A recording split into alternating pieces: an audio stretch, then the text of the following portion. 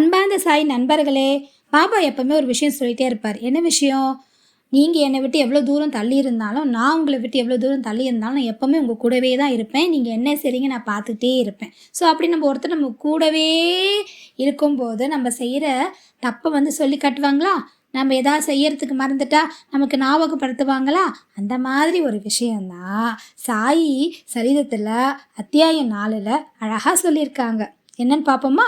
பகவந்த் ராவ் அப்படிங்கிறவரோட அப்பா ஒரு தீவிர விட்டோபா பக்தராம். அவர் எப்போவுமே வருஷம் பண்டிகைபுரத்துக்கு போய் விட்டோபாவை பார்த்துட்டு வருவாராம். அப்புறம் அது மட்டும் இல்லைங்க, வீட்டில் அவரோட உருவத்தை வச்சு அவருக்கு ரொம்ப நல்ல ஒரு வழிபாடு முறையை பின்பற்றுவாராம். அவருக்கு எப்போவுமே நெய்வேத்தியம் வைப்பாராம். இதுதான் அவருடைய வழிபாட்டு முறை.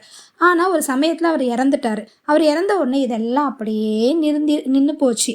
அப்போ பகவந்த் ராவ் என்ன பண்ணார்? ஒரு நாள் ஷீரடிக்கு பாபா பார்க்க போனாராம். அப்போ பாபா என்ன பண்ணார்? பகவந்த் ராவை கூப்பிட்டு அவரை கையை நீட்டி சொன்னாராம், இவரோட அப்பா எனக்கு ரொம்ப நெருங்கிய சிநேகிதன், அதனால தான் இவரை இங்கே நான் வர வச்சேன். இவரோட அப்பா சொன்னேன் இல்லையா, அவர் எப்பவுமே எனக்கு நிறைய சாப்பிட்றதுக்கு நெய்வேத்தியம் வைப்பார். எனக்கு மட்டும் இல்லைங்க, விட்டலுக்கும் வைப்பார். ஆனால் இப்போ கொஞ்ச நாளாக நாங்கள் 2 பேருமே ரொம்ப பட்டினியாக இருக்கோம். அதனால தான் இவரை இங்கே வர சொல்லியிருக்கேன். இவர்கிட்ட எப்பயாவது பேசி நான் அதை செய்ய வச்சிருவேன் அப்படின்னு சொன்னாராம். இதுலேருந்து என்னங்க தெரியுது? நான் முன்னாடியே சொன்னேன்ல, நம்ம கூட ஒருத்தர் இருக்கும்போது நம்ம செய்கிற தப்பெல்லாம் சுட்டி காட்டுவாங்க. அப்போ நம்ம அதை திருத்திக்கணும். நம்ம செய்ய மறந்த நல்ல விஷயங்களையும் நமக்கு ஞாபகப்படுத்துவாங்க. அதையும் நம்ம பிடிச்சிக்கணும். ஓம் சாய்ராம்.